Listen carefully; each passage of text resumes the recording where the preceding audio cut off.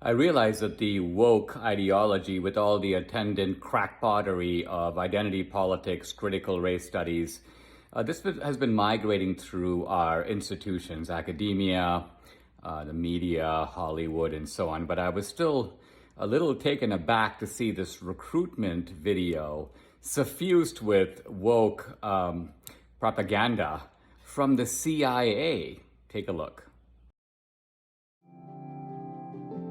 When I was 17, I quoted Zora Neale Hurston's How It Feels to Be Colored Me in my college application essay.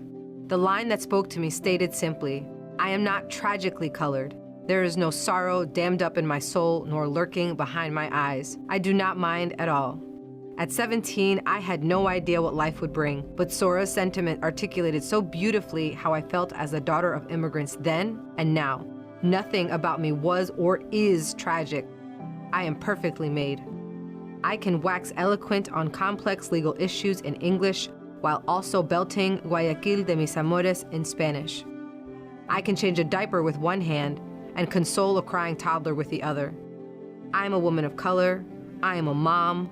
I am a cisgender millennial who's been diagnosed with generalized anxiety disorder. I am intersectional, but my existence is not a box-checking exercise. I am a walking declaration. A woman whose inflection does not rise at the end of her sentences, suggesting that a question has been asked. I did not sneak into CIA. My employment was not and is not the result of a fluke or slip through the cracks. I earned my way in, and I earned my way up the ranks of this organization. I am educated, qualified, and competent, and sometimes I struggle. I struggle feeling like I could do more, be more to my two sons, and I struggle leaving the office when I feel there's so much more to do.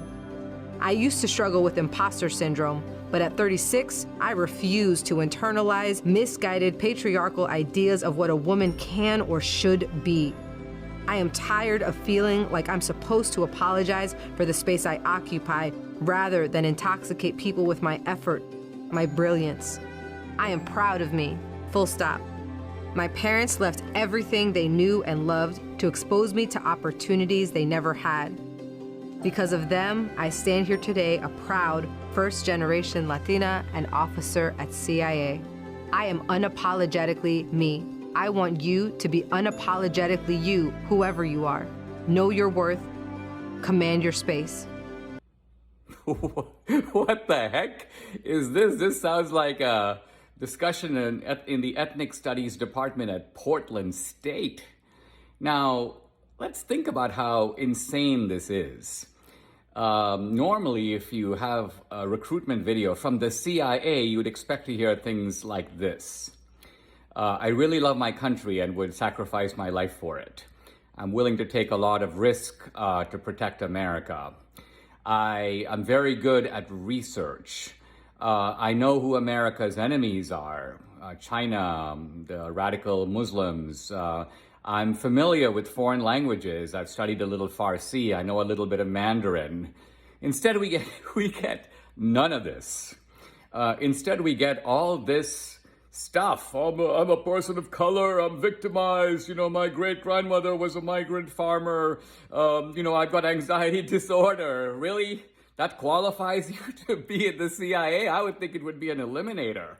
I mean, imagine if you're, making a recruitment video for, let's say, someone to be an engineer, and then you put out someone who goes, well, I'm partly of Arab descent. I have, my real name is Bob, but I like to go by Susie.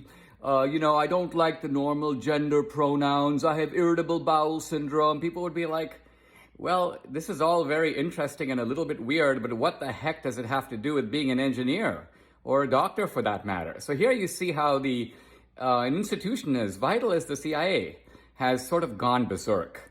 It's part of the larger breakdown of our institutions, and I can only imagine America's enemies watching all this and truly laughing their heads off.